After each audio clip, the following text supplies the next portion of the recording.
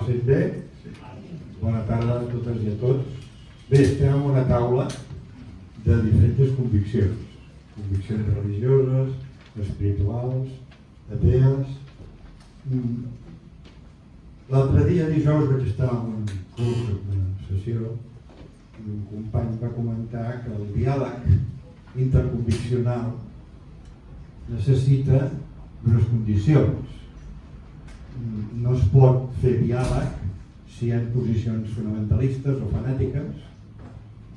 Tampoc es pot fer diàleg si hi ha posicions relativistes, com si tot fos igual, ni tampoc en posicions proselitistes. El diàleg demana escolta activa, que és el que intentem a la nit de les religions i a totes les taules i grups de diàleg interreligiós. Demana recerca de la veritat, a través de cadascú el seu camí, de la seva convicció, i per tant sempre, quan recerquem, ens preguntem i dubtem, ens fem preguntes. Volia llegir algun tros del Francesc Torredeflot, d'aquest quadern que us recomano, l'impacte social del diàleg interreligiós, que crec que ens situa bé aquí on estem. Diu, el diàleg interreligiós i interconviccional pot fer una funció de transformació social a favor de la pau, a favor de la justícia i una solidaritat més grans, a favor de la reconciliació i de la sanació de velles ferides. L'aposta política a favor de la consolidació del pluralisme cultural i conviccional és irrenunciable i no permet ambigüitats ni dilacions de cap mena si hom vol expandir les capacitats creatives, col·lectives i evitar que els tambors de guerra dels fanatismes polaritzats, de la intolerància religiosa i laïcista posin en perill la cohesió i la convivència social. Com que la taula aquesta interconviccional l'hem basada sobre la cultura de pau, també faré una introducció més referida a la cultura de pau. Bé, avui dia hi ha més de 50 conflictes bèl·lics en el món. Clar, els mitjans de comunicació ens en posen dos, només, no? N'hi ha molts més. L'altre dia em vaig assabentar 1.600.000 de persones mortes a Moçambic, persecucions de cristians, persecucions de musulmans, persecucions de budistes, de jueus, de bahais, etc. Alguns d'aquests conflictes bèl·lics se justifiquen o miren de justificar-se en discursos religiosos, espirituals o morals. Totes les religions, espiritualitats i conviccions humanistes del món i de la història són sabieses de pau. Aporten significatius elements per a la construcció de la justícia i la pau al món. Per tant, tenim la responsabilitat de treballar per la pau interior, per la pau entre les persones, per la pau entre els grups humans, entre les ètnies, per la pau a tota la societat, entre els països, per la pau a tot el món i per la pau amb i en la natura. No podem permetre que certs sectors socials i polítics manipulin els nostres missatges en favor de l'odi, de la venjança o de la guerra. El nostre missatge és d'amor, és de compassió, patir envers els altres. És un missatge de confiança plena en els altres, tot el contrari dels discursos d'odi. La confiança és l'eix fonamental de les nostres tradicions i contrària a la por. La por, sabem tots, i l'experimentem, és humana. No pot ser transmesa, però, per crear inseguretat, per crear més inseguretat o per consolidar autoritarismes. La llibertat també és un eix fonamental de les nostres tradicions i no pot ser disminuïda en nom de més seguretat. Catalunya, malgrat haver sofert i participat en moltes guerres, té tota una tradició de pau també, des de la treva de Déu de l'abat Oliva, l'edat mitjana, fins a les grans manifestacions a favor de la pau contra la guerra d'Iraq, passant per les crítiques al servei militar diverses revoltes contra les quintes, pel discurs de Pau Casals a l'ONU. En la història de Catalunya hi ha un fil conductor de recerca de pau. D'alguna manera o altra hi han intervingut les sabieses de les religions i diverses espiritualitats i conviccions humanistes. Bé, en aquesta introducció, ara passem ja a les preguntes que més o menys us vaig enviar i farem en aquesta ordre, però si algú, un cop hagi acabat d'exposar la seva resposta, vol també, abans de passar, són dues preguntes només, perquè van pensar que no cal masses preguntes, si algú després de respondre vol també comentar o suggerir alguna cosa que ha escoltat a l'altra persona, doncs aquí al final farem un diàleg entre tots. Bé, la primera pregunta que us faig és què aporten les conviccions religioses, espirituals, agnòstiques i atees a la cultura de pau. Com més breu sigueu, més temps tindrem per dialogar entre tots. Mercedes? Hola, ¿sí? ¿Está? Vale, perfecto. Bueno, pues yo hablaré de esta pregunta de qué pensa Scientology, ¿no? Sobre la pau, ¿no? Y lo primer que em ve al cap és que la pau comença per nosaltres a l'interior de cada persona. I això què vol dir, no? Que, o sigui, el primer conflicte que té un ésser humà és trobar-se bé amb ell mateix, no? Vull dir que quan una persona no es troba bé, no es sent bé, pues llavors te preguntes i busques respostes, no? I llavors és el que a la pràctica pues, es fa en cienciologia, no? És trobar respostes perquè una persona millori i es trobi millor i tingui una calma i una pau interior, no? Quan una persona està amb una pau interior, pues pot traslladar aquesta pau al seu entorn, no? Al seu company, a la seva parella, a la família, als fills, al seu treball, no? I llavors pensem que tot comença per trobar-se bé un mateix, no? L. Ronald Hubbard, que és el fundador de Cienciologia, defensava que els problemes no es solucionen amb la violència ni amb la imposició, sinó que es necessita de diàleg i de l'ús de la raó, no? Del sentit comú també, no? I aquesta idea em sembla molt interessant perquè posa l'accent en que la pau no és una cosa que ens arriba des de fora, o sigui, no és que a vegades podem pensar que és que tot ens ve donat, no?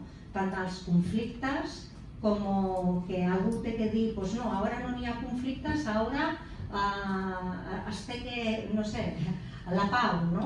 No, sinó que és una cosa que tenim que fer cadascú per la nostra part, no? I sinó que és una construcció que comença dins de cada un de nosaltres, no? Una altra cosa que em ve al cap és, està escrit, en 1965, el Ronald Hubbard va escriure el que són les metas de Cienciologia, no? Y, bueno, la meta dice, ¿no? Una civilización sin demencia, sin criminales y sin guerras. Sembla una utopia, no? Però és una de les metes que tenim nosaltres, no? Una altra part, nosaltres tenim en Scientology, que tenim aquí un exemplar, que a més és gratuït i està aquí fora, és el camí a la felicitat. Això no és un llibre religiós, sinó que és un llibre, és una guia, com posa aquí, del sentit comú per viure millor. Són 21 preceptes molt senzills. I llavors, per exemple, llegiré un dels preceptes, tenir cura de l'entorn, o un altre, respectar les creences dels altres, ser honest, viure de manera responsable, complir la paraula donada. Jo penso que aquests principis són universals. Qualsevol persona els pot compartir, sigui creient, agnòstic o ateu. Penso que tothom estem d'acord, no? I, per exemple, un dels preceptes d'aquest llibre diu: respecta les creences religioses dels altres. I diu: la tolerància és una bona pedra fonamental per construir la pau i les relacions humanes. La tolerància és, penso, algo molt important. I amb això de respectar les creences, penso que és molt important, també nosaltres donem molta importància a la tolerància religiosa, no? I, bueno, em sembla que participem de diàlegs interreligiosos, com pot ser aquest o aquestes taules, de trobar-nos persones de diferents creences o agnòstiques, atees, que realment tenen creences diferents a les nostres, no? Però pensem que això és molt important perquè et dones compte penso que d'una cosa essencial, no? I és recordar que cap religió, ni cap creença, ni cap cosmovisió té el monopoli de la veritat. Que a mi em va xocar molt, no? Perquè potser 15 anys endarrere pensava que era l'únic que existia, no? Vull dir, jo, no? O el que jo coneixia, no? I després de tindre molta relació amb uns altres comunitats religioses, de saber com pensen, què fan, quines activitats fan, jo m'he donat compte que la majoria tenim la misma meta, no? Que és una meta de pau, de bondat, de fer el bé als demás, als altres, i d'ajudar, no? Que agafem camins diferents, no? Perquè cadascú té la seva metodologia, no? I cadascú fa, segons les seves creences, com ho fan i com arriben a tot això. Però en definitiva la meta, per molts diàlegs que hem tingut, en molts diàlegs interreligiosos, dius, és que busquem el mateix, no? I una altra cosa que nosaltres fem aquí i que pensem que és molt important són els drets humans, l'educació en drets humans. Cienciologia promourà una campanya que es diu Joves per als drets humans. I què fa? Ensenya als joves el que és la Declaració Universal dels Drets Humans. I és impressionant perquè nosaltres vam fer una prova, una enquesta fora, al carrer, i vam preguntar, vam fer amb micròfon i a les persones: coneixes la Declaració Universal dels Drets Humans? Sí, clar que sí. Ah, molt bé, ens pot dir un dret humà? Silenci. O sigui, la majoria de les persones no podien dir dels 30 que n'hi ha un, no? Vull dir que donem moltíssima importància a l'educació dels joves, no solament perquè n'hi ha, en la Declaració Universal dels Drets Humans, n'hi ha tres pilars que són la llibertat, la justícia i la igualtat, no? I això es tenen que conèixer des de petits, perquè sense aquests pilars jo penso que és impossible, sense fomentar i sense educar i sense practicar què és això en la vida real, és impossible de saber com fomentar la pau. I després parlaré d'una altra cosa dels conflictes, però per resumir, la visió de Scientology sobre la pau combinaria 3 nivells. Un, al nivell personal, que nosaltres dediquem molt de temps a cultivar la serenitat personal i els valors ètics. La segona seria a nivell social, que seria promoure el respecte mutu i l'educació en els drets humans. I la tercera seria a nivell comunitari, per la comunitat, que es treballaria directament en programes per reduir la violència i generar un espai de convivència. I ja està.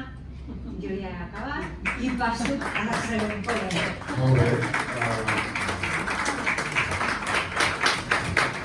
Però la Mercedes ens ha posat en situació, amb una qüestió fonamental, que és això, que ningú té una pòbia de la veritat i per tant aquí estem fent una experiència que a Barcelona és important avui i demà, no?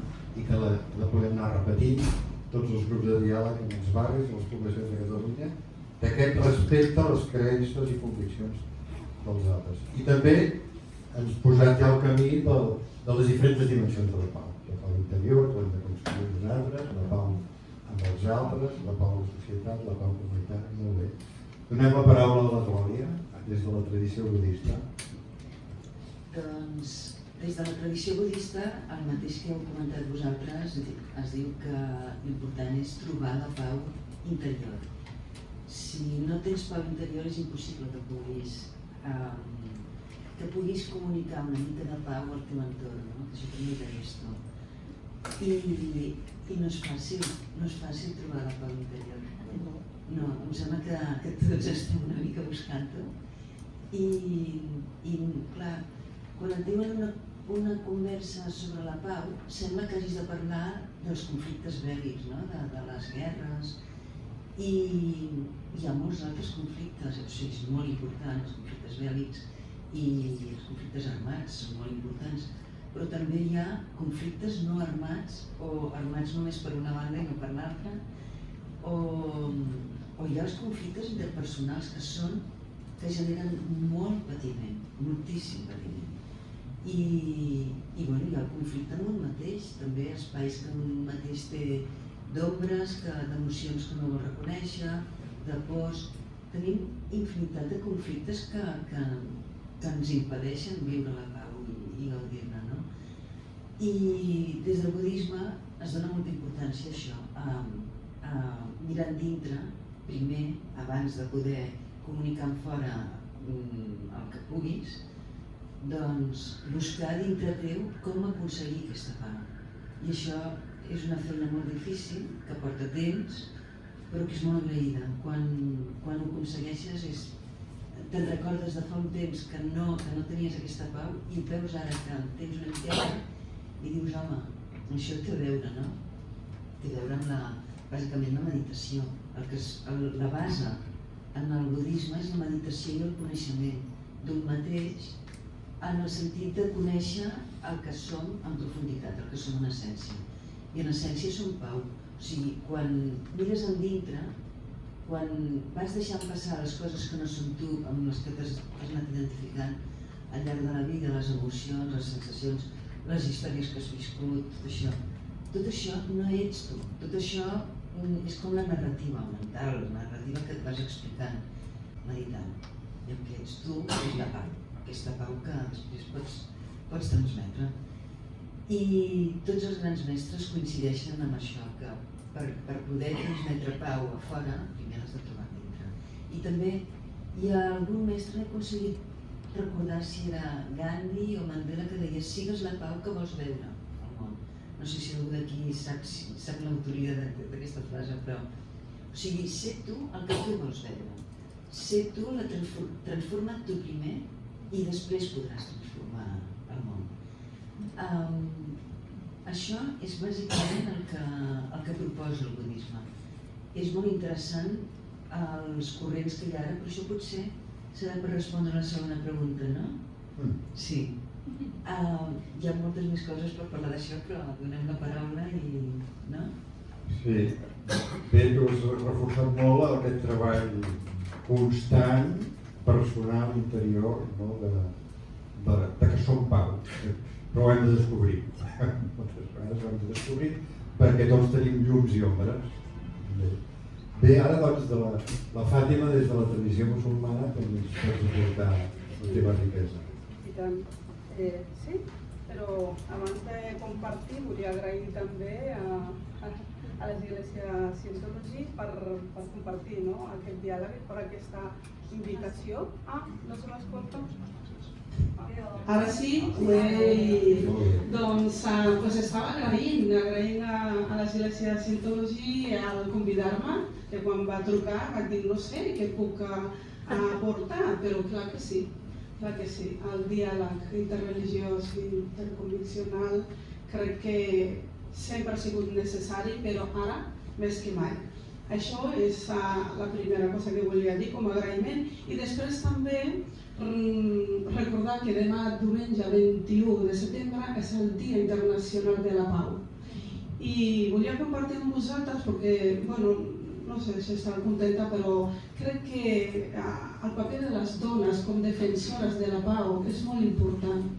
I ho dic perquè aquest any, des d'Elisir.cat, se l'ha atorgat el Premi de la Pau a unes dones sirianes, Women Now Desenvolupment, que realment des del 2012, en ple conflicte de Síria, han estat allà treballant per la pau, per la defensa dels drets humans, amb aquesta visió de gènere que mai es té en compte en tot el que estem comentant ara. I volia compartir perquè va ser molt emotiu aquest acte que vam fer l'altre dia, perquè demà diumenge recordem que sempre és molt important aquesta construcció de la pau.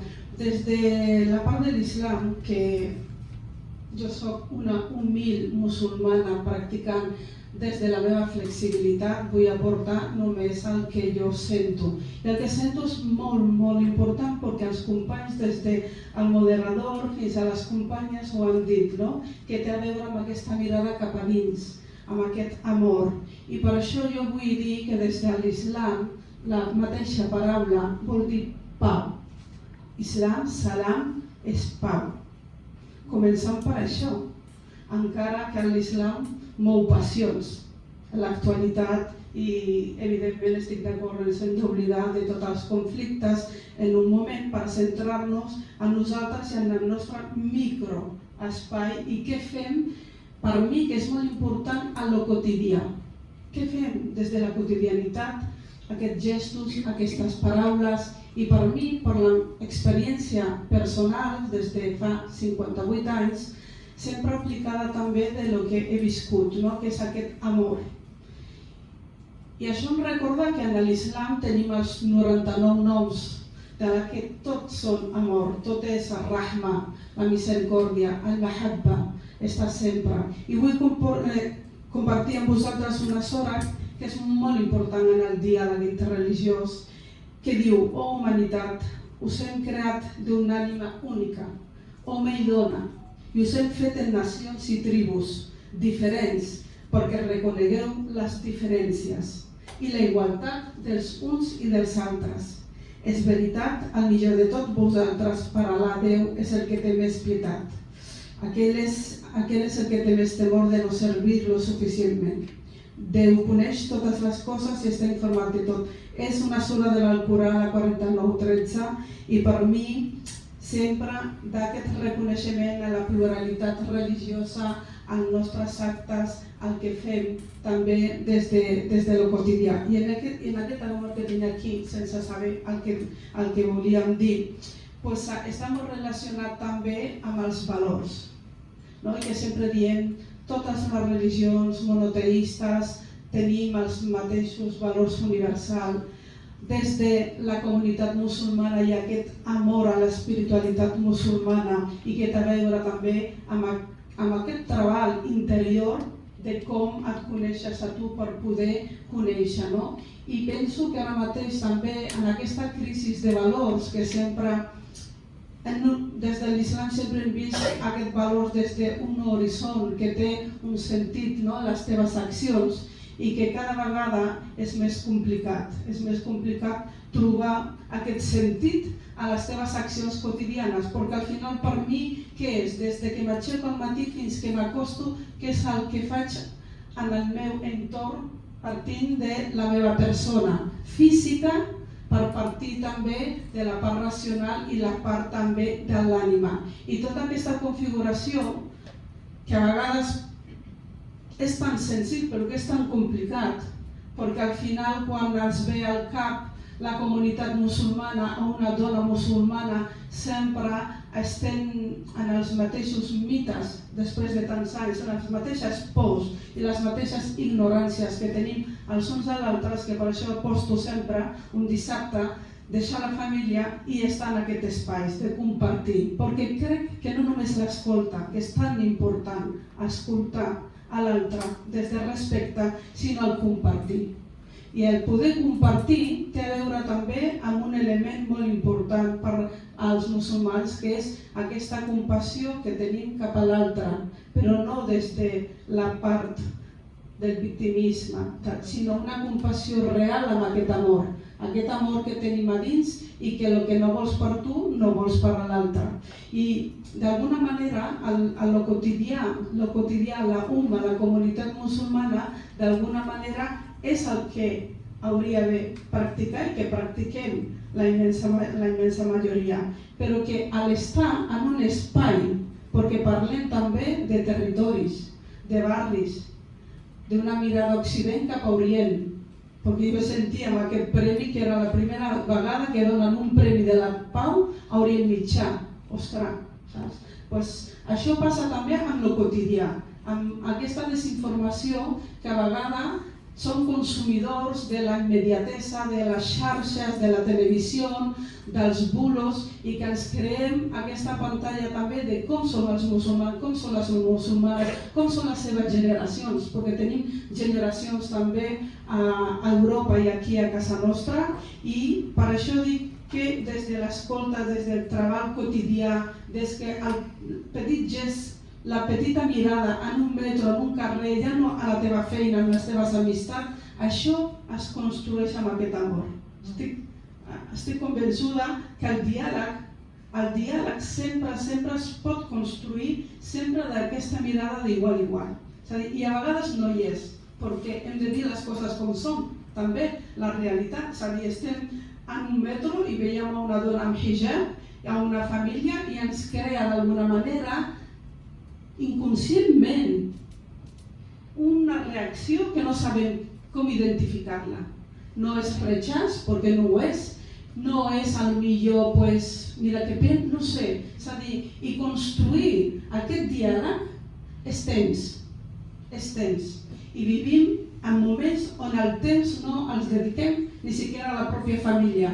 I veiem les nostres generacions, la nostra infantesa, com utilitzen més el mòbil que el diàleg familiar i a casa, i tota aquesta construcció de dir que hem de tornar cap als nostres orígens i les nostres tradicions que d'alguna manera ens ensenyaven aquesta escolta, aquest amor, aquest treball d'igual a igual, i la nostra tasca com a entitat que estem al barri de Raval, dèiem com el grup interreligiós, és això, és apropar-nos a construir què? Barri, convivència, cohesió, perquè són paraules molt maques, molt boniques, que aguanten en un paper i en un projecte, però quan ens posem a teixir aquesta convivència, a construir una petita acció, una petita activitat per apropar-nos i conèixer aquesta dona de Bangladesh, aquesta dona de la Índia o aquesta dona d'on sigui, o la veïna, realment es fa complicat i és difícil. Quan tan fàcil és la paraula i la conversa i la mirada amb amor i estima. I jo crec que en aquesta construcció ens cal practicar moltíssim aquestes eines. No només l'escolta, perquè les persones podem estar escoltant molt de temps, dècades. Jo porto 30 anys escoltant aquí i t'asseguro que el 2025 sento als barris, no en l'espai de l'activisme i de l'acció social, al veïnat, a l'escola, amb les mares, sento les mateixes paraules que fa 30 anys sentia, amb prejudicis i estereotips, des d'aquest desconeixement també, però no ho hem de justificar. ens hem de posar a treballar i a fer feina. I aquesta feina de formigueta, d'aquest teixir convivència i teixir diàleg, se mereix un esforç bidireccional. Bidireccional. No és un esforç de la Fàtima que arriba a un barri determinat, que aterra i que ha de conèixer com funciona aquesta societat. Es mereix l'esforç de la societat també per conèixer com és aquella persona. Perquè al final compartim. En aquesta taula hem dit paraules compartides, no? Que és el conèixer-nos a nosaltres mismes per poder conèixer l'altre, l'amor, el treball, els valors universals. Sí, jo crec que el diàleg aquest està sempre en la base. Lo difícil és com ens arremanguem per poder treballar amb les persones. Des de la part musulmana jo crec que està claríssim. Sempre hi ha aquesta obertura, sempre hi ha aquesta hospitalitat fantàstica i meravellosa que es coneix a les famílies musulmanes i sempre està també aquestes ganes de connectar i d'aprendre, aquesta resiliència constant, de poder apropar-nos i poder d'alguna manera ser partícips d'un barri, d'una ciutat, perquè construïm cada dia també. I crec que el repte és com coneixem i reconeixem aquestes aportacions a la nostra ciutat i als nostres barris. I ahí ho deixo.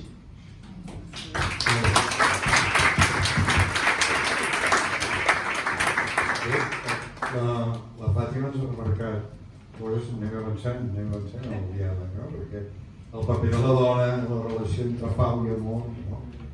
La igualtat, que vol dir que tots som persones estimables i per tant ens hem de respectar, treure prejudicis, treure etiquetes, donar sentit al que fem i el compartir ve de menjar el pa conjuntament. Compartir, ve d'aquí, i company també ve d'aquí. Bé, i tu al final dius això s'ha de concretar en el dia a dia, en el treball quotidià. Bé, ara escoltarem el Víctor, la llarga tradició dels ateismes, perquè ho podria posar en plural, els diferents ateismes que hi ha hagut en les serieses de la humanitat també, la teva aportació. Molt bé. Primer agrair a la Mercedes que ens hagi convidat al centre. És tot un èxit que els ateus estiguem a la nit de les religions. En fi, de vegades penso que el concepte de la pau, aquí es parla de la pau interior, jo em referia més a la pau social, pau entre països, etc. A vegades ho veig utòpic, inclús. I és que em sembla, tinc la sensació que inclús que estem lluitant contra la pròpia naturalesa humana, per desgràcia. Aquesta pulsió pel control dels recursos i de defensa de la pròpia identitat, oi? Això no sé si ho arribarem a canviar, però vaja, el que aspiro i un dels motius de la reunió crec que és aquest, és que des de les creences no fem un problema més gran, intentem fer-lo més petit.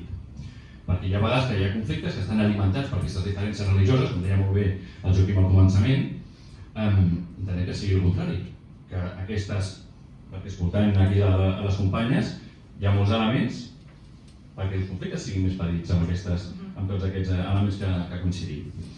En segon lloc, jo crec que és important que definim a què ens referim amb ateisme, perquè aquí cadascú pot tenir la seva idea pròpia, hi ha moltes etiquetes a més, pot confondre amb el gnosticisme, hi ha moltes etiquetes. Però jo crec que la meva forma de veure, que és com ho plantejaré, perquè després m'entengueu el discurs, és que l'ateisme, tal com jo el conservo, no és una creença, sinó és el contrari d'una creença, és precisament la increença. L'ateisme no afirma tenir un coneixement, no afirma que no existeix un Déu determinat, sinó el que afirma és que no tenim prou evidències o evidències prou raonables per creure que així és. És a dir, és la resposta escèptica a les afirmacions teistes, d'acord? I ja està. I l'ateisme l'únic que considera és que els déus són una construcció cultural, sobre cosmologia, sobre ciència, sobre ètica. No té ni idea. L'ateisme no és una cosmovisió ni l'ateisme no és una filosofia. Un ateu pot ser bona persona, pot ser mala persona, simplement considera que no hi ha prou evidències per creure en Déus, molt menys per viure en funció d'aquestes creences, no? Aleshores, és una postura epistemològica. Considera que l'evidència i la raó són mètodes més eficaços per arribar a uns coneixements o unes creences més certes que altres mètodes, com la fe, per exemple. D'acord? Aleshores, a nivell de valors, no és obligatori, però és veritat que molts ateus solen identificar-se amb valors progressistes. Però no és obligatori, hi ha ateus que són nazis. Totalment, però això és real, avui en dia. Amb la qual cosa, jo parlaré des de l'humanisme secular, no tant des de l'ateisme, sinó des de l'humanisme secular, que aquí sí que podem trobar una sèrie de filosofies i valors aplicables al que estem parlant. D'acord? Llavors, davant de la pregunta què aporta les diferents conviccions, la convicció atea o agnòstica, i jo diria l'humanisme secular, el que aporta primer és una ètica que estigui lliure de dogmes. Una ètica que posi al centre la dignitat humana, l'empatia i la raó, que no provingui d'una revelació, sinó d'un consens entre els iguals. Perdoneu, de parlar, seca la boca. Després també s'ha comentat, però des de l'humanisme secular fem una defensa fèrrea de la Declaració Universal dels Drets Humans, o d'uns drets que no són universals, per desgràcia. Haurien de ser universals. Considerem que són universalitzables, però a moltes parts del món no es respecten. No són universals, però pensem que haurien de ser-ho. L'altra aportació que fa l'ateisme o l'humanisme secular en el tema de la convivència és un model d'estat. Comentava abans el Joaquim, encara que crec que ell ho comentava des d'una perspectiva pejorativa, però el model d'estat laic, pensem que és el model de convivència que pot garantir la llibertat religiosa de totes les religions, o la llibertat de conviccionar, la llibertat de consciència. A mi m'agrada més aquest tema perquè és més inclusiu. A vegades parlem de llibertat religiosa i sense voler podem deixar els increients a banda. Parlem d'una llibertat de consciència i així estem tots a dintre. D'acord? Aquest estat laic es basa en 3 columnes que molts coneixereu. Una és la separació entre la política i l'Església, o més ben dit, entre la ingerència clerical i el poder polític. L'altra columna és la no discriminació, és a dir, que no hi hagi llibertat de consciència i que no hi hagi un privilegi, que no hi hagi una creença o una religió que tingui privilegis per sobre de les altres. Només des de la igualtat de tots podem construir una societat igualitària i de convivència. Jo crec que amb les societats pluriconviccionals, plurireligioses, multiculturals que tenim avui en dia, això és vital. Abans, cadascú estava al seu país i eren quasi monoreligiosos els països. Avui en dia aquesta realitat és molt diferent. Llavors, crec que avançar cap a una societat, cap a un estat laic, en el terme, l'estat laic no és un estat ateu.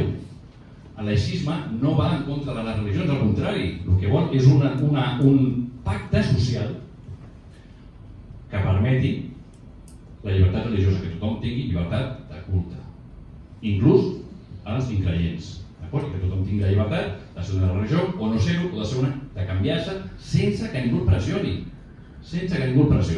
molt menys que estigui legalment, no? Com en alguns països està encara castigada l'apostasia, per exemple. L'altra cosa que crec que des de l'ateisme, com jo l'entenc, es pot aportar és aquesta postura d'unitat epistèmica, és a dir, la raó i la ciència entenen que el coneixement és provisional.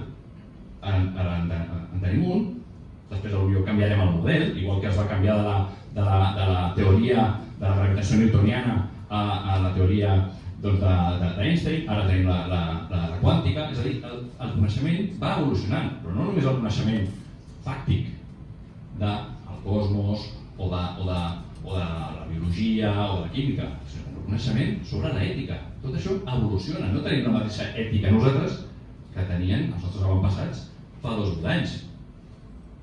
Això és claríssim, tot evoluciona. Llavors, nosaltres no crec que tenim un coneixement, o sigui, si tu creus que ja tens la veritat, deixaràs de buscar-la. Jo crec que la postura de l'ateu o de l'agnòstic és molt sana, i més facilita el diàleg interconviccional. Perquè, com no diem que tenim nosaltres la veritat, doncs podem explorar i veure d'altres propostes. Això sí, demanarem que es demostri una certa evidència i un cert raonament a aquestes propostes, a aquestes afirmacions.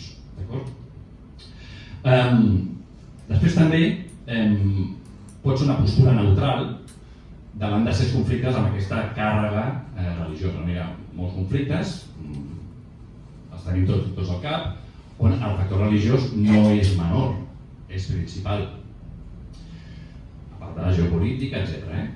Llavors, des de l'ateisme creiem que pot tenir aquesta visió neutral, perquè mirem des de fora el component religiós. Quan un està dins del component religiós és molt difícil, perquè un ja no busca tant una veritat, sinó busca defensar la seva identitat. D'acord? I després, la resolució, quan parlem de pau, crec que la resolució de conflictes ha de ser des de la raó, no des de dogmes o revelacions, des de la raó, empatia amb l'altre i des d'una visió, des d'acords democràtics. Això és el que crec que pot aportar l'ateisme o l'humanisme secular al debat i a la pau en general.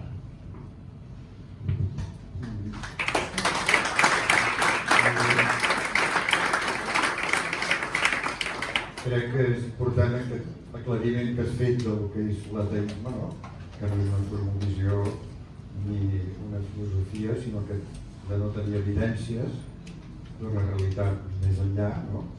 I després, això del model d'estat laic em sembla que és molt important que ho hagis remarcat com el que permet la llibertat de pensament, de consciència, de totes les diferents pluralitats. Estem en una societat plural, en aquest sentit. I el valor de la raó, de la ciència i de l'ètica. Crec que això també coincideix bastant aquests valors universals que abans comentàvem. No sé si voleu entre vosaltres fer-vos alguna pregunta o suggerir-vos alguna cosa, si no passem a la segona. A mi m'ha quedat pendent comentar que se'm sent? Sí.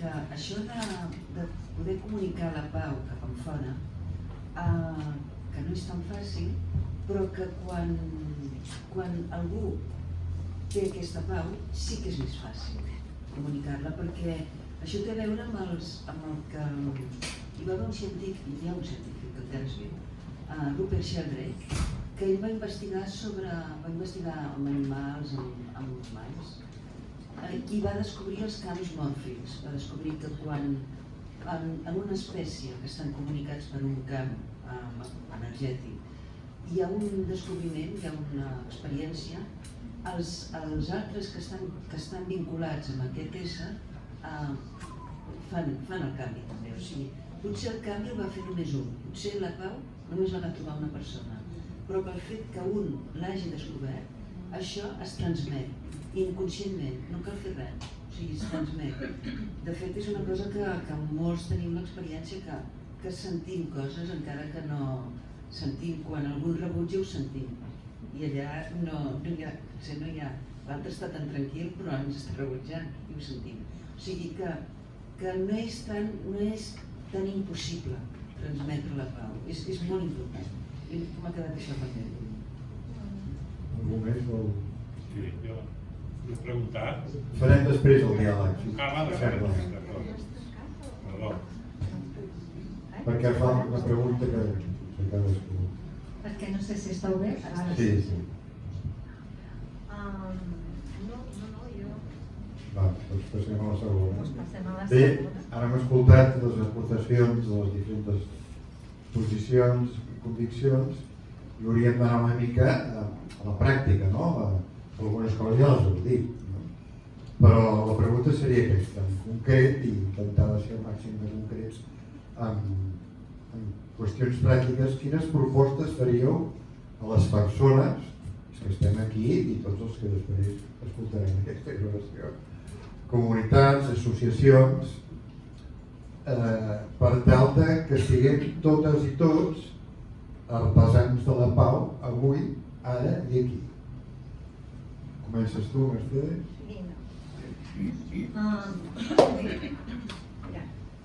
cae el camino a la felicidad, se cae.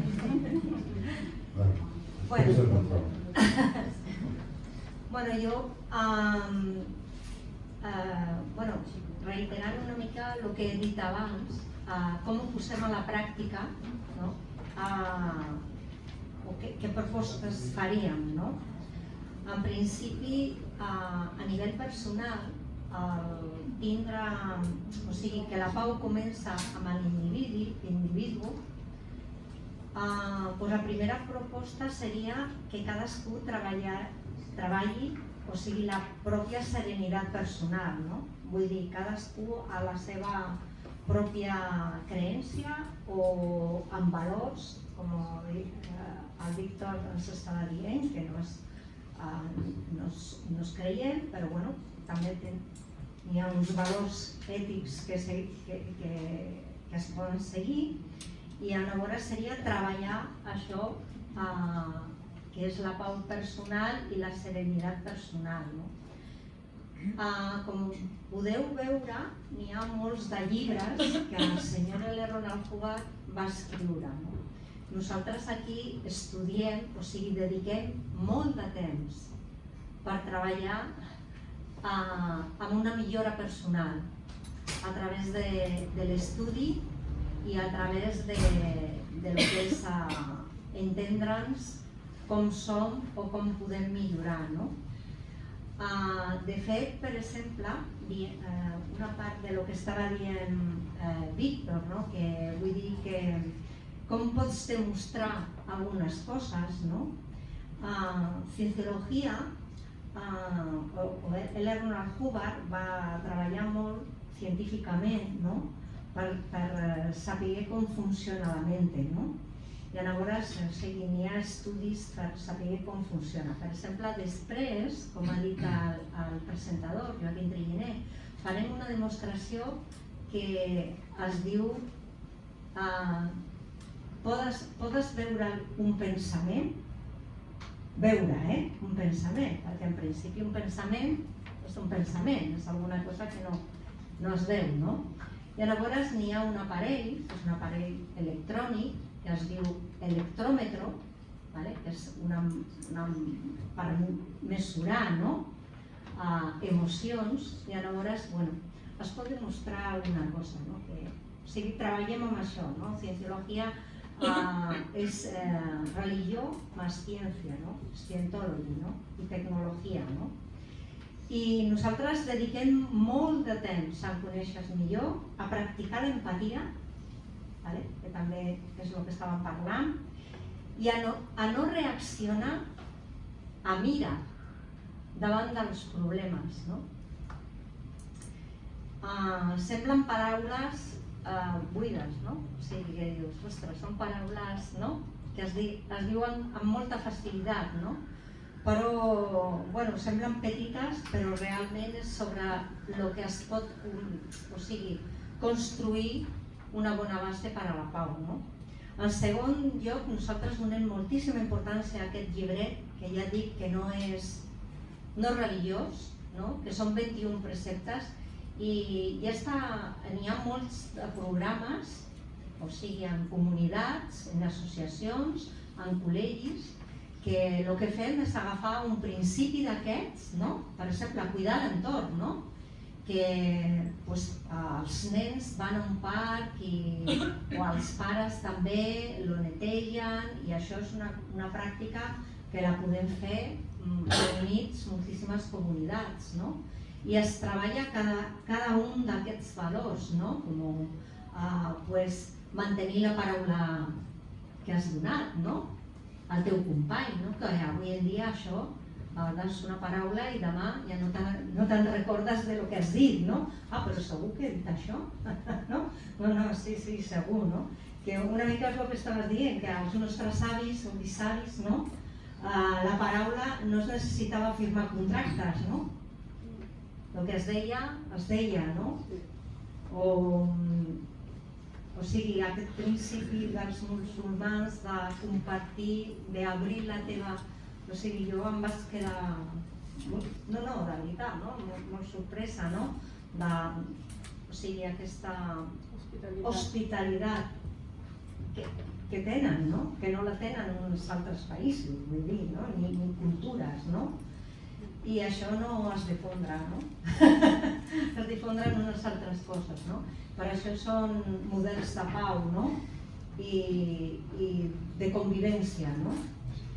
I una altra cosa és el respecte a la diversitat i això és el que estem fomentant amb aquestes reunions, amb aquests grups de diàlegs de dones a Barcelona, de Gràcia, que fomenta el DIR, que fomenta l'Ajuntament i que nosaltres pensem que és molt important i nosaltres estàvem també hem compartit més taules i moltes més experiències amb vosaltres, amb els budistes, musulmans, però és veritat que amb vosaltres, Víctor, amb els ateus, no havíem compartit, però em sento molt bé per haver escoltat el que has dit, perquè també veig que n'hi ha línies en comú, no? O sigui, que no és tan divergent, no? Com a vegades podries pensar, no? Saps? I aquests grups de diàleg interreligiós són una mostra de que persones de diferents religions i conviccions compartim una visió i podem fer activitats en comú, no? I un altre punt seria l'educació en drets humans, com he dit abans, no? Nosaltres tenim programes que podem fer en les escoles. De fet, a Montbir vam fer una activitat que era el fòrum, un teatre fòrum, en el que agafaven un dels drets humans en escoles, que per exemple era que tenia que veure amb la no discriminació, no? I com en les escoles que hi havia persones de diferents cultures, ètnies i religions, els mateixos nens de les escoles feien com un teatre, i com es feien bullying, no feien bullying, i com es podia aplicar a 2 o 3 drets humans. Això va ser una iniciativa que vam començar a Modir i que es podria traslladar a qualsevol activitat que volíem fer conjunts. I, per exemple, això va ser aquí a Barcelona, però posaré per exemple, a Califòrnia va haver una iniciativa molt important que es diu Peace Rides, que era paz sobre ruedas, que el ministre musulmà Tony Muhammad, director regional de la Nació de l'Islam de l'Oeste dels Estats Units, va construir un moviment de pau entre les famoses bandes en guerra al sud de Los Angeles. O sigui, el que va fer aquest home, que va ser amb aquest llibre, El camí a la felicitat, precisament, va començar amb motoristes i anar amb aquest llibre, donant-la a persones de bandes. Primer eren 20, després 50, després 100, després 200, després 500, i van motoristes i motoristes i vam fer totes aquestes bandes que tothom hem vist a les pel·lícules, que es maten, van fer com un acord de pau i van ser, fins i tot van ser com els caps de les bandes que agafaven més gent per anar donant aquest llibre i anar engrossant aquesta història. Això va ser algo real. I no dic que potser podríem fer una cosa tan important, però això va portar anys, però bueno, podien fer. En resum, penso que amb aquestes coses podríem fer alguna cosa per construir aquesta pau entre tots. Moltes gràcies.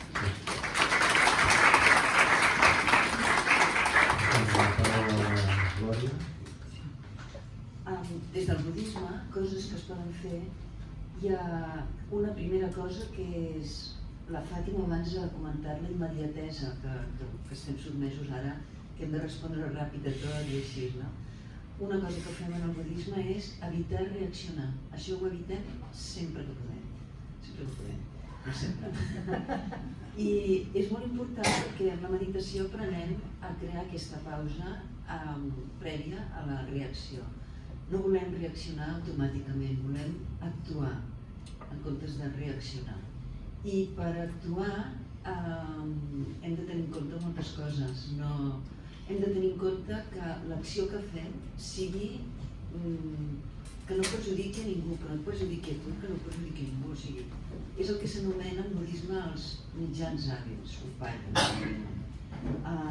S'ha de tenir visió i acció. O sigui, la visió sense acció és cega i l'acció sense visió és inútil. I aleshores ha de tenir les dues coses. Qualsevol acció que s'emprengui ha de ser amb visió clara i ha de ser positiva. És molt important també una altra cosa, que això és molt difícil, que és no prendre partit.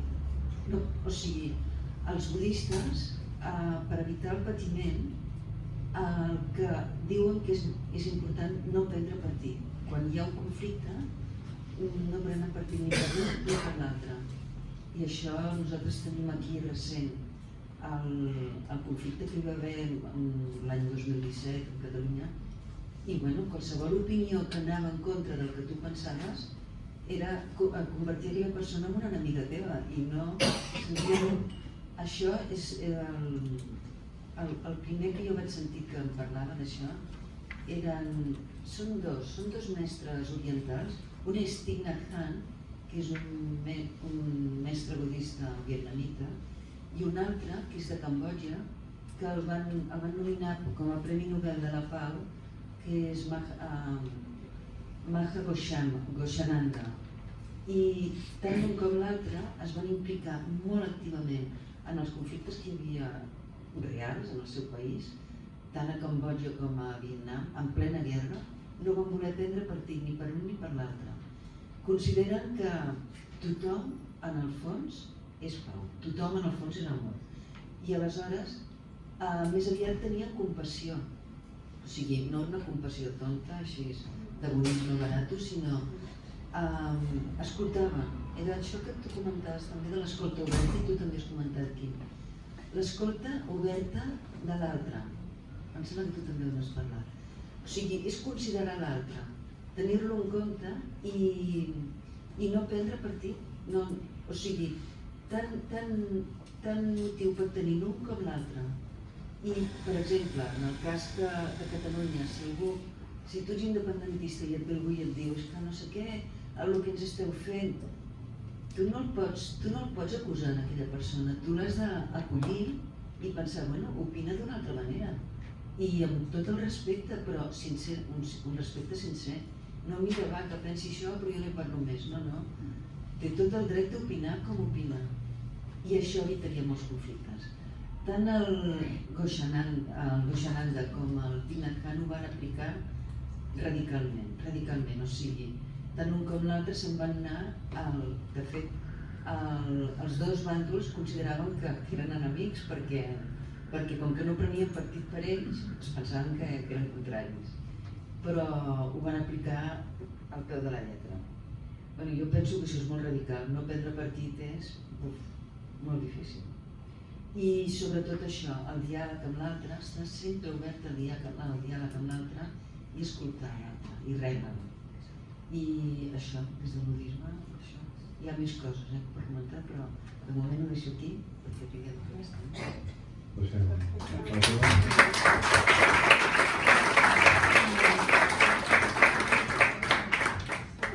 Sí. Doncs jo, abans de contestar, que és complicat també contestar, compartir una reflexió en relació també a les persones musulmanes, i és que, clar, tenim sempre la mirada de les persones musulmanes des de la migració. Penseu que tant a casa nostra com a Catalunya i territori espanyol i Europa, s'ha dit, les persones musulmanes sempre han estat vinculades a la migració. Per tant, vinculades a la migració hi ha unes situacions de vulnerabilitat i de discriminació que no es parlen. Però sí que ens trobem en una societat complexa que ha de gestionar la seva diversitat. I comentava aquí el company, no? Des del món del laïcisme, i nosaltres, França no ha tingut èxit, i molts altres països, perquè s'ha de gestionar des del territori, el que som com persones. Cada país, cada territori, amb la seva essència, ha de construir aquesta forma de convivència i de cohesió social amb el conflicte, perquè el conflicte no és dolent, enriqueix el conflicte, sempre si és des de l'escolta i el respecte. Per això és molt important. Estem parlant de Barcelona, i estem en el marc de l'àmbit de les religions. Estem parlant d'una comunitat musulmana primerenca a Espanya, a Catalunya i a Barcelona. Tenim 3 generacions ja, les famílies marroquís aquí. Però sempre hem estat vinculades a la migració en qualsevol tema. És a dir, pensem cada barri i cada carrer quan se va obrir un oratori, no local, no mesquita. Per tant, hi ha una gestió d'aquest conflicte i una gestió de la pluralitat religiosa. Quan hem de parlar d'aquest escoltar amb amor, aquesta obertura de l'hospitalitat, hi ha una manca que és la barrera lingüística, perquè estem pensant en un islam únic quan hi ha un islam divers a casa nostra. No és el mateix una família marroquí que una de Bangladesh, que una subsahariana. Amb aquesta diversitat interreligiosa, però també cultural i tradició, perquè no hem parlat de les tradicions també, és el que d'alguna manera aquí les entitats, els que estem des del món de l'associacionisme o des del món personal de voler aportar a aquesta societat un món millor, és com ens apropem i gestionem. Ens trobem amb un repte que tenim ara. És el repte de que som una societat que augmenta. Hem de mirar dades perquè fins ara no hi havia dades, però tenim dades. Dades en les que diuen quantes llengües es parlen a la ciutat de Barcelona, quantes confessions interreligioses i conviccions tenim a la ciutat de Barcelona i com gestionem políticament, perquè la política municipal també és acció el que estem parlant, perquè nosaltres treballem des del voluntariat, des d'aquest amor, però no només és això, s'han de posar també d'alguna manera les polítiques per evitar aquest conflicte. I jo crec que el repte és com construïm des de la base social el que estem fent les entitats, les persones del barri, que també hi ha moviments i plataformes veïnals, amb el que s'està fent en aquest territori concret a nivell de polítiques. I sense oblidar mai que aquí s'ha fet molta cosa, que no partim de zero, que afortunadament s'ha fet bones pràctiques que a vegades pensem que no s'ha fet res i ens oblidem. Hi ha moltes iniciatives molt interessants i estem parlant de grups interreligiosos perquè és el que realment s'està parlant ara a la nit de les religions. El grup interreligiós del barri del Raval porta 20 anys ja i portem una experiència que és el calendari de celebracions, 15 anys. Aquest any és el 15è aniversari. És una eina que la té les escoles, el cos de seguretat, l'espai sanitari, les entitats, el veïnat, els casals de gent gran. Per què? Per apropar, per conèixer-nos, però no per reconèixer l'altre. Per en aquesta conversa reconèixer aquesta diversitat religiosa que sembla tan fàcil però que no ho és.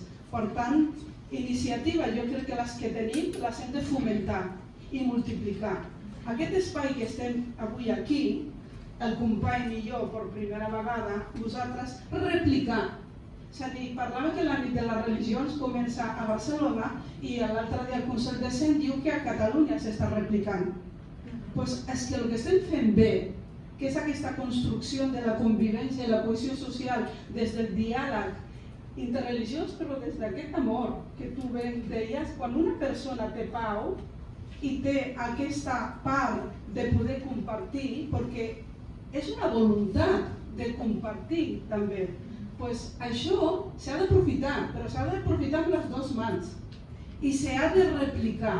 És a dir, el que jo soc, com Fàtima, ho comparteixo a l'escola de la meva filla, que ja ha acabat i ja està en el món laboral, ho he compartit en el barri on treballo, ho he compartit amb les veïnes, perquè és aquesta construcció de formigueta, de barri, de territori, el que realment ens fa que realment ens mirem i ens reconeixem. O sigui, mirar-te en un miral no és mirar des de l'egoisme o l'ego, sinó és mirar cap a dins què és el que tu vols construir en aquest barri, perquè jo 30 anys aquí he aportat i ningú m'ha regalat res. Ho he portat amb el meu temps, la meva passió, les meves ganes, la meva tradició, la meva llengua, i l'explico i la comparto des del català perquè ho estimo també, perquè tinc una filla que diu que ella se sent catalana. En aquest compartir és el que hem de construir i el que hem de valorar, i a vegades no ho valorem. I en una situació i un conflicte fa que la tasca que hem fet 10 anys, 20 anys, passi enrere. I això és la por d'aquest discurs d'extrema dreta, d'odi, que realment estem tement, no? I sobretot perquè la part amenaçant, no sé per què, sempre és l'Islam i les persones musulmanes, estem en primera línia, però tenim aquest valor que abanderem, que és l'hospitalitat, que és aquest amor i aquestes ganes de construir. Per tant, sisplau, des d'aquí, tothom, quan es centreu en una família, en una persona, en un veí, en una mare del col·le, mireu aquesta complexitat, perquè no és fàcil, no és gens fàcil mirar-la només des de la mirada de dona musulmana al hijab. Ens hem de quitar nosaltres també aquest vel i mirar la seva complexitat diària, com mare, com dona, com veïna, com ciutadana, perquè aquí els que estem aquí ens reconeixem com ciutadans i ciutadanes de ple dret. I ahí està el kit de moltes de les històries que hem d'anar construint també. Bueno, i ara el debat és per gall i debat. La paraula a la Víctor.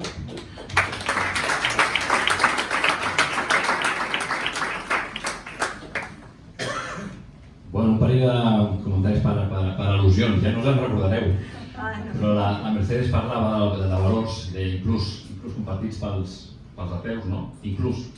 Bueno, inclús, clar. Llavors jo crec que això hem d'explicar-ho bé, perquè sí que és veritat que des de certes posicions religioses pot considerar que els ateus o no tenen valor, o tenen uns valors, una qualitat inferior als espirituals perquè no són absoluts. I evidentment que els ateus no estem aïllats del món, sinó que ens eduquen i creixem en una societat i compartim els valors, en aquest cas els que hem nascut aquí a Espanya, segurament amb molta influència judeocristiana, però vaja, no matar o no robar o la misericòrdia, estic segur que són valors que a l'Orient i en el budisme es comparteixen, en el qual evidentment que tenim valors. Jo crec que la mostra més potent del que és l'ètica secular són els drets humans universals, que si un els llegeix, doncs, jo crec que han adelantat per l'esquerra a l'ètica de moltes religions, que evidentment si són dogmàtiques els costa més evolucionar, no? L'ètica secular jo crec que ha evolucionat més ràpidament. Llavors, per fer aquesta puntualització una miqueta en broma. Després l'altra puntualització també per al·lusions del que parlava la Fàtima, que certament la laïcitat a França, l'experiència de la laïcitat a França, té els seus clarobscurs. No és l'única experiència per això, no hi ha un únic model de laïcitat. Als Estats Units, per exemple, s'ha aplicat un altre model. És veritat que a França la laïcitat va arribar en contra de l'Estat, de la corona i de l'Església, oi? En contraposició. En canvi, als Estats Units hi havia una diversitat de religions i que el que es volia és protegir aquesta diversitat, no? I han proliferat totes les esglésies evangèliques, etc. També volien als Estats Units separar-se una miqueta de la idea d'estat-religió, perquè es volien separar d'Anglaterra, on hi ha l'església anglicana, no? I aquell model no li agradava. I hi ha molts altres, altres experiències, inclús ara està pensant en un país àrab, a Turquia, també ja tenen una constitució laica. Jo crec que hem de buscar quin és el... És una fita, és un horitzó, la laïcitat, i hem de buscar el model que ens funcioni a nosaltres. Però és que crec que no hi ha un altre. Parlava la Fàtima d'interculturalitat. Ojalà. El que tenim de moment és multiculturalitat, hi ha moltes cultures. Que interactuïn entre elles, interculturalitat, tant de bo. I jo crec que l'escenari més propici perquè hi hagi interculturalitat no és un estat confessional, des de luego, sinó que és un estat laic, o que tendeix a això, i farem experiments, ens equivocarem, però jo crec que aquest és l'horitzó. Després, demanava el Quim propostes concretes que des de la nostra postura podíem aportar a altres conviccions, persones, comunitats, etc. Jo he apuntat 7 coses que crec que són bàsiques. La primera, el que estem fent avui, i que s'ha comentat, el diàleg interconviccional. Ateus de Catalunya ha sigut un dels impulsors d'aquesta reunió. De fet, la nit de les religions, fins ara, és una iniciativa molt xula, però és veritat que tendia a que cada religió o convicció feia el seu acte pels seus. I nosaltres proposàvem, escolta, per què no fem una cosa que ens juntem entre diverses conviccions. I espero que això s'estengui en el futur molt més, perquè crec que estem donant exemple. Llavors aquesta és la primera proposta, diàleg interconviccional. I la Fàtima és molt més experta en això que jo. 2, accions conjuntes. És a dir, si no ens barregem, tenim estereotips de l'altre. Quan un conviveix amb persones que les creia que tenia prejudicis, de sobte li canvia la idea. Jo he viatjat bastant, parlava abans la Mercedes de Califòrnia, jo he viscut a Califòrnia, he viatjat molt, i jo no discrimino per exemple les persones, no és que discrimini, és que la meva percepció, segons origen, és cega. Ja el meu cap ja no està format d'aquesta manera, no és una cosa que canvia el pensament, si és d'aquí o és d'allà. Hi ha conviccions que poden tenir prejudicis amb persones homosexuals, etc. O ens barregem, quan ens barregem veurem que, escolta, no eren tan dolents, conec un evangelista, és bona gent, per exemple. Llavors, accions socials conjuntes poden donar aquest espai, aquesta col·laboració. Per exemple, menjadors socials, etc., però amb diferents conviccions fent l'acció. Després, el que els recomanaria a les persones i a les comunitats és que s'assumin, no vull dir que no ho estiguin fent, però que s'assumin amb tots els etzius a la defensa dels drets humans. Hi ha encara algunes conviccions que xirrien una miqueta, és a dir, la llibertat de consciència no encaixa molt bé amb certes religions. Llavors, jo crec que ha de ser un marc comú, és a dir, des de la trinxera de cada convicció no farem res. Hem de buscar aquests punts en comú. Jo proposo que els punts que tots hem de compartir com a mínim són els drets humans universals. Com a mínim. Després, no sé si ho ha dit la Glòria, el tema de l'educació en laïcitat o en convivència, en tolerància. Penso que ho ha dit la Mercedes. Això és molt important, evidentment. És a dir, estem en un món que per bé o per malament, cada pare vol educar el seu fill amb la seva forma de veure el món. És a dir, adoctrinem els nostres fills amb les nostres creences. No els donem l'espai de llibertat de consciència perquè ells elaborin la seva pròpia visió quan tenen prou informació i prou criteri per formar-se. És normal, perquè ens pensem que ens estem donant el millor als nostres fills. Llavors crec que és molt important, sabent que a les cases això és així, difícilment ho canviem, a més que a les escoles es pugui compensar això amb una educació no confessional. En definitiva, la religió no pot estar a les escoles com una educació confessional. Ha d'estar, evidentment, perquè hem de conèixer què són les religions, però no educació en la religió. Aquesta és la proposta que des de l'ateisme jo crec que és bàsica. Després també m'agradaria que les altres conviccions, i no només els que estan aquí, s'assumessin a la reivindicació de l'estat laic que jo deia abans. És a dir, és molt trist que hagin de ser els ateus els que tenen del carro d'això. Qui pot estar més interessat en un estat laic, que és un estat on no hi hagi una religió que tingui privilegis per sobre de les altres, que hi hagi llibertat de culte per tothom, que les persones religioses?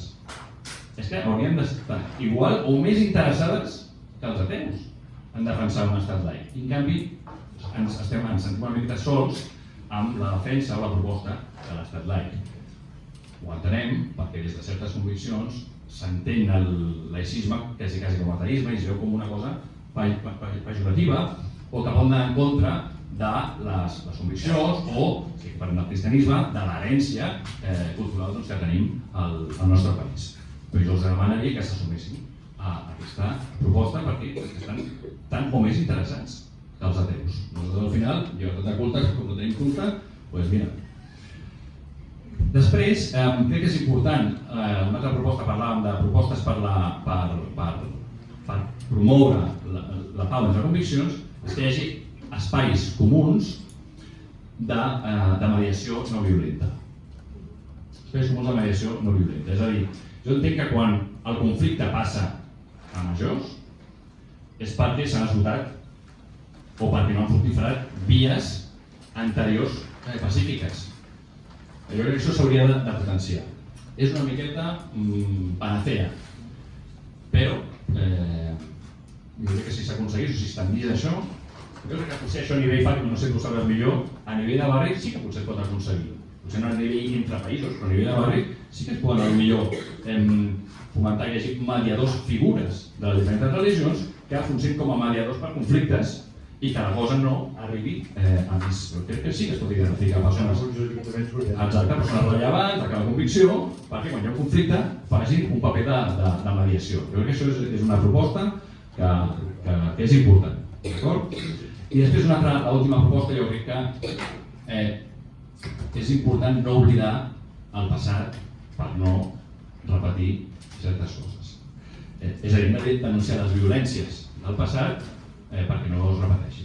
La famosa memòria històrica que aquí a Espanya coneixem per la Guerra Civil, doncs el mateix, però aplicat a les conflictes on la religió ha tingut un paper no secundari. D'acord? Molt bé. Moltes gràcies.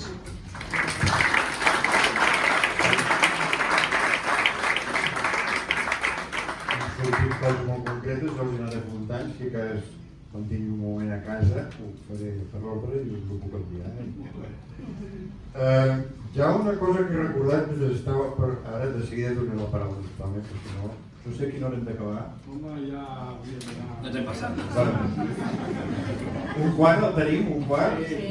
Això és el que et dirà No, he recordat unes paraules de Leonard Boffin, teòleg de l'alliberament, que deia que els creients en religions sempre tenen moments o èpoques ateus. I els ateus sempre tenen moments o èpoques creients, religioses o espirituals. Una cosa que les persones canvien, tenim dinàmiques interiors i hi ha gent que fins i tot substitueix la seva convicció al llarg de la seva vida. I bé, hi ha una etimologia de la paraula religió que no té massa relació amb el sagrat directament, sinó que vol dir relligar. Relligar vol dir relacionar-nos, relligar les relacions que som les persones amb relacions amb nosaltres, amb els altres, amb els grups socials, amb la societat, amb la natura, i també reelegir, és a dir, fer una relectura de la realitat. Això que dèieu bastant, sobretot tu, Glòria, de no reaccionar, sinó actuar. Que vol dir pensar abans, estic llegint llibres de la Cabra Jueva, que és l'espiritualitat jueva, que diu molt això. No reaccionar per l'instint, sinó parar i prendre consciència. És rellegir, la realitat.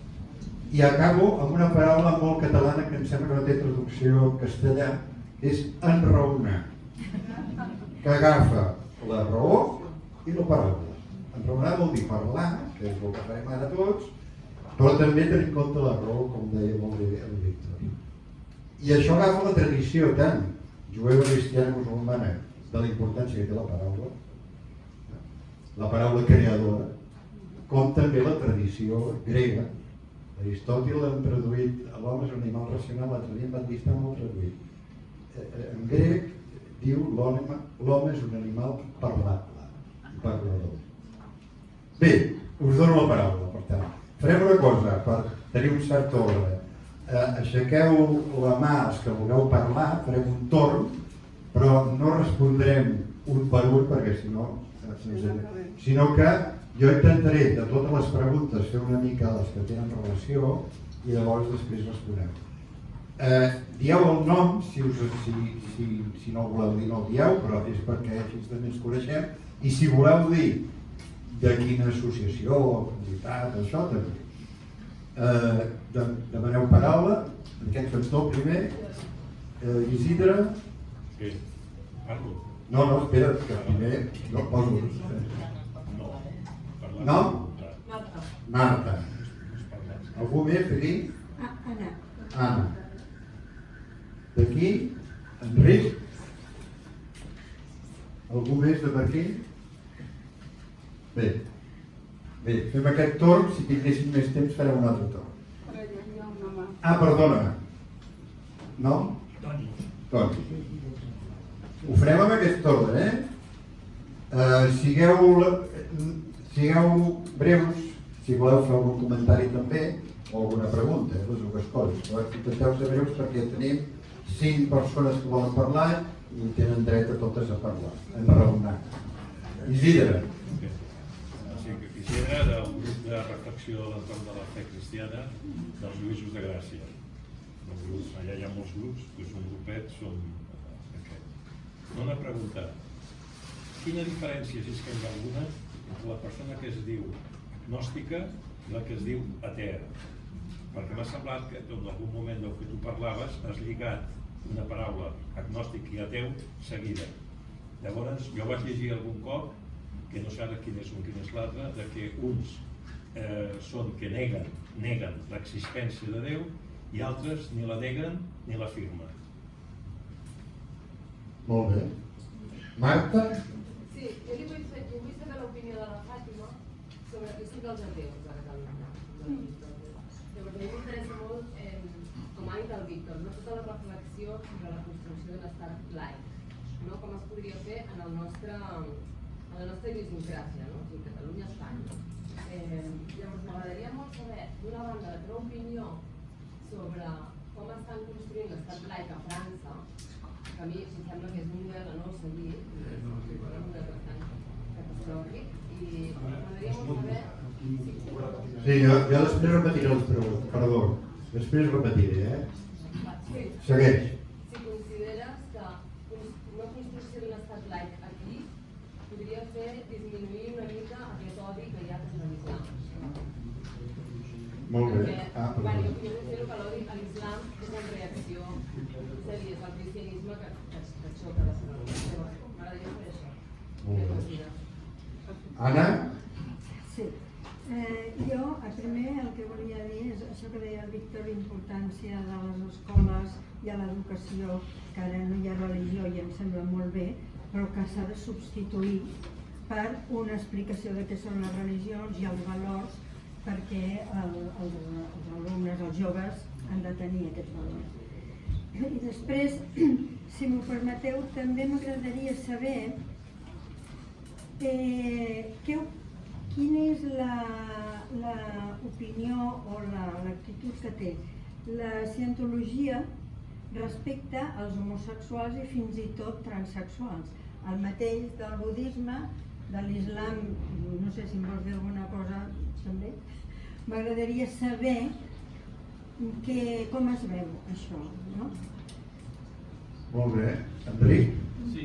Una mica vinculada amb aquesta pregunta anterior, no, sinó l'altra, sobre el tema dels models. Abans s'ha preguntat sobre el tema de la laïcitat a França i cadascun de vostès ha expressat com un sistema de valors, de conviccions, el que sigui, i com és natural, cada societat té el seu propi i cada societat, en tant que plural, té la seva manera d'administrar la seva pluralitat religiosa. Llavors m'agradaria que cadascun de vostès cités un exemple de societat que considera un model, un horitzó, una cosa a la que aspirar. Per exemple, es parla de la França laica, però no és el mateix la laïcitat actual francesa que la laïcitat de just després de la Revolució Francesa. Són dos models totalment diferents. O el model laic del Líban, on a la seva Constitució s'esmenta l'existència de Déu, tot i esmentar també la necessitat d'una pluralitat religiosa que ja reconegui constitucionalment. Jo què sé, Bolívia, l'estat plurinacional, els Estats Units, en cada cas, la Índia de Gandhi, no ho sé, ho sospito. Llavors, no sé, m'agradaria que cadascun de vostès digués quin seria el model segons la seva convicció. Pot ser present o passat, és clar. Toni? Si hi ha una qüestió, Toni era teus també, dic, perquè siguem convincents les religions, heu de renunciar al poder que us ha donat els estats, perquè si no, no podreu convèncer ningú. Si una religió té un privilegi en un estat o en les raons històriques, que denunciï aquesta religió, que renunciï a aquest privilegi. Llavors, si es fa, aquí sí que hi ha una búsqueda de la igualtat. Si no es fa i se li ha d'arrencar al llarg de la història, és una mica una hipocresia. Poca hipocresia. Evidentment, certes religions, quan són dominants, volen mantindre's. Quan no són dominants, reivindiquen el dret per elles. Per tant, a veure, una altra qüestió que és, penso jo, que l'ateisme és radicalment humanista perquè sap o afirma que o ell deixa d'existir per raons biològiques, s'ha acabat. I per tant, és radicalment reivindicador del respecte a les persones, de la igualtat de les persones i tal. Quan algú creu que això no és així, perquè té una visió dual, diu, jo he acabat físicament, però jo continuo. I que, per tant, fa trampa, o pot arribar a fer trampa. Llavors, tot el discurs... Bueno, això. Molt bé. Bé, podríem començar, si us sembla, perquè hi ha dues qüestions que són quasi bé per a tots. Una seria la qüestió de l'estat laic. Els models que hi ha, diferents, tant d'abans com d'ara, com es veuen des de cada convicció. I també com veieu la relació o la tensió amb els homosexuals i transsexuals. Això ho podeu contestar tots, jo crec. Però les dues coses seguides. Sí, perquè així anirem més ràpid.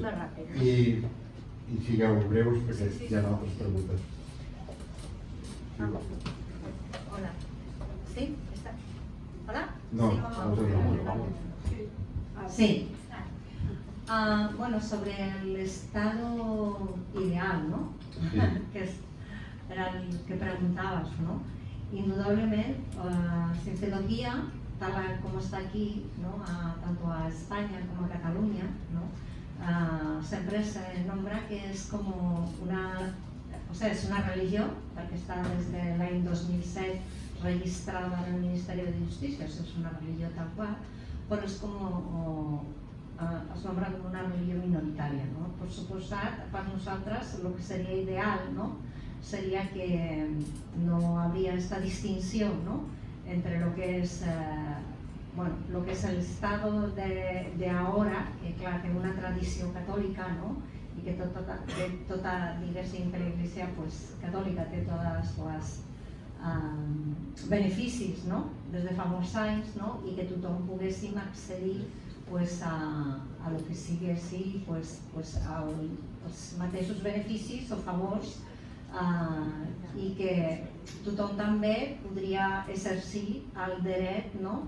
De la seva llibertat de creència, d'exercir la pràctica religiosa, no? Sense cap problema, no? A nivell comunitari, no? Tant com personal, no? Que jo penso que bueno, pues a França el que s'ha diguéssim tallat una mica són els drets, no? És com que no releguen una mica, no? Al nivell personal, no? I que el que és la pràctica religiosa, no? Que no es diu, bueno, pues, es pugui fer, bueno, que cadascú ho pugui fer pues, a nivell comunitari i que apoyem aquestes comunitats, les religions i tal, no? Per mi seria que tothom nos podria beneficiar del mateix, no? Totes les religions, no? I sobre... Sí, sobre los homosexuals o transexuals, o sigui, diguéssim que Cienciología, un dels principis, no? És que nosaltres som éssers espirituals, vull dir, no?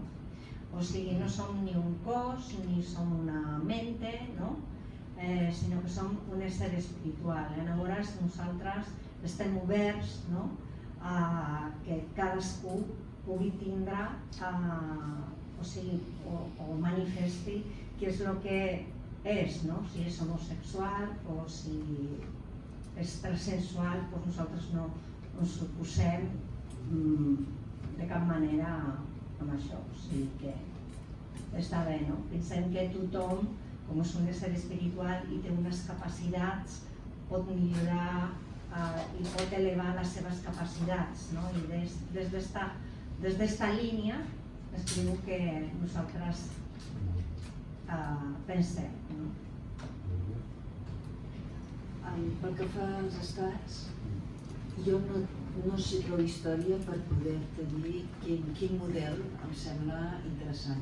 Jo afirmaria el que ha comentat el Víctor, un estat laic i que no hi hagi cap religió que tingui més poder que l'altra. Jo afirmaria això, que estiguin permeses totes les religions. I sobre la sexualitat, en el budisme hi ha comunitats gais, lèsbiques, de tota mena. No és important, és com la consciència no té gènere, aleshores ens és completament igual que algú tingui una tendència o una altra. La consciència és igual per tothom. És que fins i tot no només no evitem, o sigui, no només evitem la discriminació d'altres postures sexuals, sinó fins i tot entre homes i dones. La consciència no té gènere. Estem oberts a... A veure si soc corta i escolta, però és complicat. A la companya Marta, a veure, des de la meva opinió personal, com Fàtima, i des de la diversitat, ara tinc una companya musulmana i la que he dit que està loca. Bueno, el que tu comentaves, no, amb el model de França, torno a dir que, clar, la història té un pes molt important, no? Tant França com altres països europeus ha estat també aquesta construcció de les migracions, tant del Marroc, d'Argèlia, històriques. I el conflicte quan ha aparegut, quan hi ha generacions, quan s'interpreta un islam europeu que no es parla, un islam feminista, des del feminisme. Allà és on entra en contradicció també tot el model laic. Per què? Perquè s'ha construït des de la base pensant en un model migratori de tradicions. I jo crec que això és el que hem de tenir en compte també nosaltres aquí a Espanya i a Catalunya, no? Els joves, no he parlat dels joves, no? I realment la passió també i l'augment de joves amb una identitat musulmana molt forta. Per això jo comentava abans que és important cada territori construir també des del diàleg aquest model, clar, el model laic des del posicionament musulmà, jo em baso als drets humans, evidentment, que realment és la base, i des de l'Islam es reconeix, també hi ha sures que parlen dels drets humans abans de que aparegui la carta salvaguarda dels drets humans, no? Però per mi és les històries i les narratives, construir unes narratives actuals, en l'actualitat. És a dir, fa temps no existia la IA, val? I què fem ara també amb tots els discursos, no? Religiosos també per les xarxes i amb la IA? Per tant, és construir ara des de les narratives i en el que no ens deixem a ningú, perquè tendem a deixar sempre algú. I en aquest algú és on fallem en aquesta creació del model. És a dir, jo, clar, és un model aconfessional, evidentment, a les escoles no es fa és a dir, és laic, supostament. La meva filla des de la bressol fins que va acabar feia nadalenques. És a dir, per tant, sí, en una escola pública, i no passa res, però que hi ha aquesta contradicció també des de les societats en la que estem, aquesta pluralitat religiosa. Per mi és construir, construir des del que tenim ara sense deixar ningú amb un model i amb narratives actuals. El que comentava, clar, jo no te sabria dir si realment Turquia seria un model, o el Líban, clar, és l'aquí i l'ara, i on estem nosaltres, i ens quedem, ojo, ens quedem, no estem de pas. I això s'ha de tenir en compte a l'hora d'aquesta construcció, de que volem tothom, construïm nosaltres, compartit, és molt difícil, però no és impossible. Des de ràpidament la part de l'homosexualitat, evidentment, partim també d'un debat larg i tendit aquí, que seria el patriarcat en les religions. I evidentment l'islam no ho contempla. Però jo torno a dir el que deia abans, que he dit en paraules majúscules, l'amor. Jo soc musulmana creient i ara ha marxat la meva filla i la meva filla és lesbiana. L'acceptació des de l'amor. Per tant, s'ha de gestionar també el diàleg intrafamiliar en les societats. Costa, evidentment, perquè hi ha un rebuig. Però també podríem parlar de l'Església Catòlica i la pederastia. És a dir, però no podem generalitzar. A l'islam hi ha com altres religions el patriarcat que no s'ha anat allà realment castigant moltíssim. És tabú, evidentment. Jo soc del Marroc i al Marroc es castigava l'homosexualitat. Està claríssim. Però hem de negar que no existeix? Clar que existeix. Per tant, ahir deixo la meva resposta. Víctor, si t'hi vols parlar de l'escola, que havíeu una pregunta. Bueno, coincideixo amb el que ell deia, no? Més que una pregunta era una afirmació que hi coincideixo, en veritat. Respecte de l'estat laic, si hi ha un model ideal, jo no el conec, no sé. Conec el model belga, per exemple, de la pilarització, a mi no m'agrada. Hi ha les experiències de Turquia, de l'Índia, que comentaves abans, però no em fructiferat, no ho sé. Fiji té una constitució, vaig descobrir, molt laica, perquè copien, quan un estat vol modernitzar-se o occidentalitzar-se, doncs han de tenir una constitució laica, llavors copien una miqueta el model de constitucions europees, etc.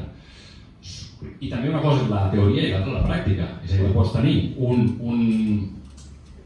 model legal molt laic, però que la societat, per exemple, als Estats Units, la Constitució dels Estats Units, bueno, serà un bon punt de partida, jo no dubtaria. Sembla que tenen bastant clar la diferència entre l'Estat, les decisions legislatives i els dogmatismes. Però des de la pràctica posen a l'escola els nomenaments, etc. Hi ha un lobby molt potent de les diferents esglésies protestants. Llavors, a la teoria sí, als Estats Units m'agrada la Constitució, a la pràctica, diria que a la pràctica m'agrada més la societat anglesa, per exemple. La veig més tolerant, més... En canvi, és un estat on el cap de l'estat és el cap de l'església, no?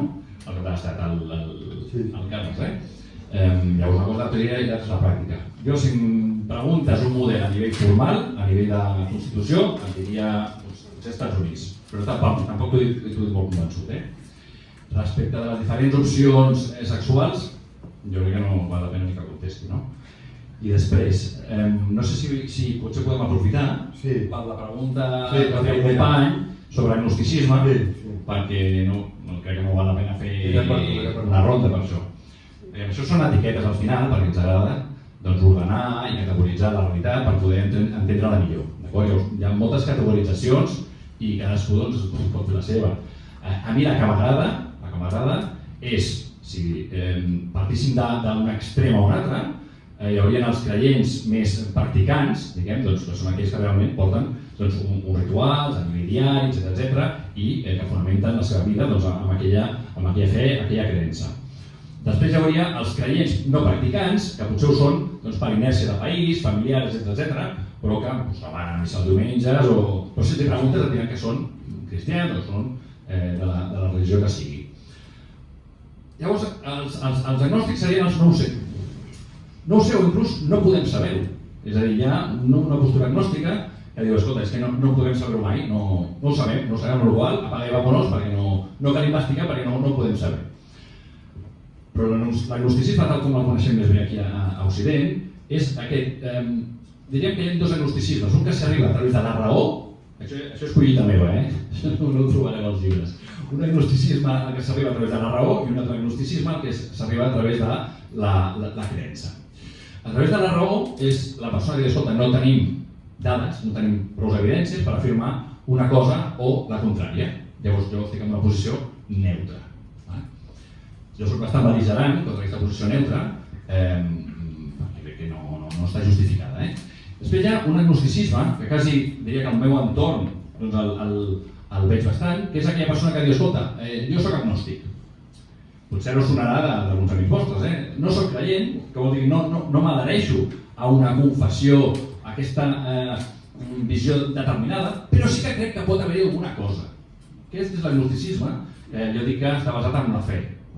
Perquè creu que pot haver alguna cosa, però segueix creient, segueix basant aquesta postura a la fe i no en cap evidència determinada. Amb la qual jo diria que els agnòstics són els no ho sé. Un agnòstic que hi arriba a través de la raó, aquest que diria no tenim prou dades per dir sí o si no, ni per afirmar l'existència d'una deïtat determinada, ni per falsar-la, pot caure del cantó de l'ateisme. Si hi ha agnòstics que diuen, escolta, jo com no es pot saber, doncs de moment entenc que no. D'acord? O sigui, no necessitem un 100% de confiança. Un creient pot dir, escolta, jo no estic convençut del 100% que existeixi un Déu omnipotent, revelat a la Bíblia, que a més sigui omniscient, etc. Jo estic segur d'això. Però bueno, m'ho crec. D'acord? Doncs igual que no demanem el 100% de seguretat a un creient per ser creient, tampoc li demanem a un ateu el 100% de seguretat per ser ateu. És a dir, simplement em dir, escolta, no ho sé, soc ateu. D'acord? Llavors, és veritat que se solapen les categories. Un agnòstic que digui, escolta, no tenim prou evidències per afirmar o falsar, per tant, la meva postura inicial és no hi crec, fins que no es demostri el contrari, pot haver algú que diu i crec fins que no es demostri el contrari. El que no hi creu fins que es demostri el contrari seria ateu, perquè seria un ateu. Dintre de l'ateisme diferenciem el que és l'ateisme feble, que és aquell ateisme que és el que jo he definit abans, i un ateisme fort, que és el que sí que afirma que no existeix Déu, o algunes idees concretes de Déu. Per exemple, jo, si parlem del Déu cristià, soc un ateu fort, jo afirmo que aquest Déu ni existeix ni pot existir. Si parlem d'un deisme com l'entenia, per exemple, Aristòtil, o com Tomàs d'Aquino, en algunes reflexions hi pot tendir, doncs diria, sobre aquesta idea soc agnòstic, la veritat no tinc dades per afirmar quin aspecte té la primera causa eficient de l'univers, la veritat. Però sobre certes idees concretes, amb les característiques concretes, sí que les puc analitzar, sí que pot dir, això pot existir o això no s'aguanta per enlloc. Seria l'ateisme fort. Sí, hi havia també això de renunciar les religions renunciïn al poder pels generats dels estats. Clar, aquí a Espanya seria la religió catòlica. No sé si voleu dir alguna cosa sobre això, però em sembla que no tenim quasi temps. Jo només comentar que bé, això, la mateixa societat i l'evolució i l'anar-se posant en un estat realment laic es anirà donant aquesta pèrdua de privilegis d'una religió determinada, és una qüestió històrica. Jo crec que jo ho veig així. Bé, no hi ha temps per un altre torn. Abans de donar la paraula a la Mercedes, que vol concloure l'acte, no? Jo, si hi ha un minut o dos, volia llegir una pregària jueva, que m'agrada molt, i que la vull dedicar a totes les persones i grups que estan en contra de la guerra a Gaza, en especial els israelis i jueus de tot el món que hi estan en contra.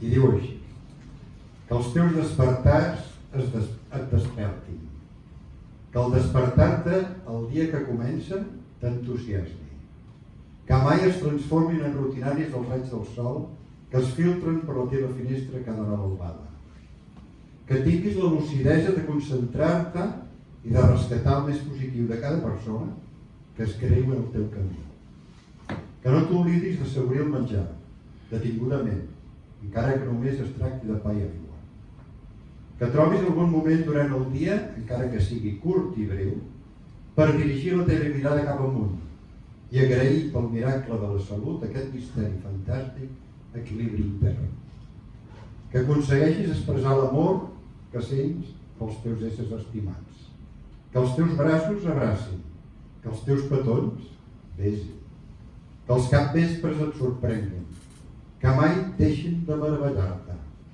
i que arribis cansat i satisfet al capvespre per la tasca realitzada durant el dia, que el teu somni sigui tranquil, reparador, sense sobressalts, que no confonguis la teva feina amb la teva vida, ni tampoc el valor de les coses amb el seu preu, que no et creguis més que ningú, perquè només els ignorants desconeixen que no són més que pols i cendra, que no t'oblidis ni per un instant que cada segon de vida és un regal, un obsequi, que si fóssim realment valents, ballaríem i cantaríem d'alegria en prendre consciència d'això, com un petitíssim homenatge al misteri de la vida que ens acull, ens abraça i ens beneix.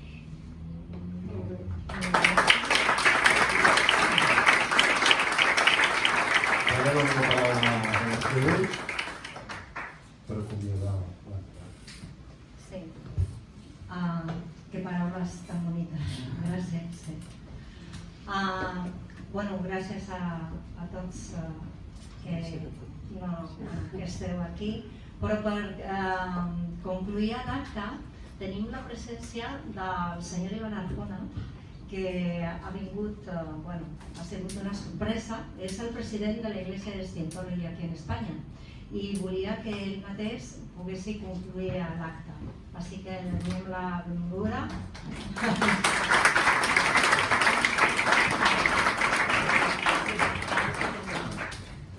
Hola, bona tarda. Moltes gràcies a tots, moltes gràcies Mercedes. Continuaré en castellà, així seré més ràpid a dir el que diré. Soy de Tarragona, pero tengo 45 años, llevo pues ya desde los 17 fuera de estas tierras, hablando todo tipo de idiomas y a veces no sé en qué idioma tengo que hablar, ¿no? Vengo de Madrid, he estado unido con el presidente de la Federación Hindú de España, que está ahí, el señor Krishna Kripadasa. Venimos de unos premios que damos en Madrid todos los años para la libertad de creencias y nos dirigimos mañana. Hemos logrado organizar, pasar aquí para, cuando Mercedes nos explicó que se está organizando este acto, dije, bueno, pues tenemos que apañárnoslas para desde Madrid pasar por Barcelona para volar a Varsovia, porque vamos mañana a la OSCE, invitados a una reunión que se llama Más allá de los cristianos, judíos y musulmanes. Es decir, es una reunión que la OSCE realiza con hindús, con ateos, con bajáis, con mormones, budistas también. Y bueno, yo creo que es una experiencia lo que he visto aquí hoy, que me voy a llevar a Varsovia a comunicar a los gerifaltes de la OSCE allá. Y nada, agradeceros toda esa sabiduría que se ha compartido, toda esa generosidad y valentía de decir aquello que uno piensa sin miedo a lo que el otro pensará, pero con el respeto de escuchar que lo que el otro nos va a decir, que igual tampoco nos lo creemos, pero sabemos que es su derecho como persona para mantener esa dignidad humana que a todos nos hace lo que somos, esa fuente de vida, esa fuente de paz y esa fuente de compartir, porque la libertad no se consigue hasta que todos seamos libres. No hay unos libres y otros esclavos. En el momento que hay esclavos, el resto no somos libres. Muchísimas gracias y nada.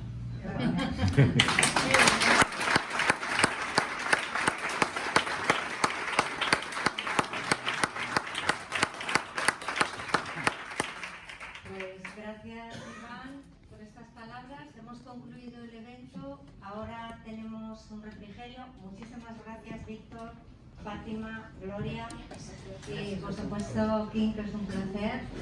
Y a todos vosotros que habéis compartido esta tarde con nosotros dentro del marco de la Nit de la Religión. Tenemos un refrigerio, podéis decirnos los que queráis visitar el centro y también los que queráis hacer este test, que se dice o test del estrés o puedes ver un pensamiento que es muy curioso, ¿vale?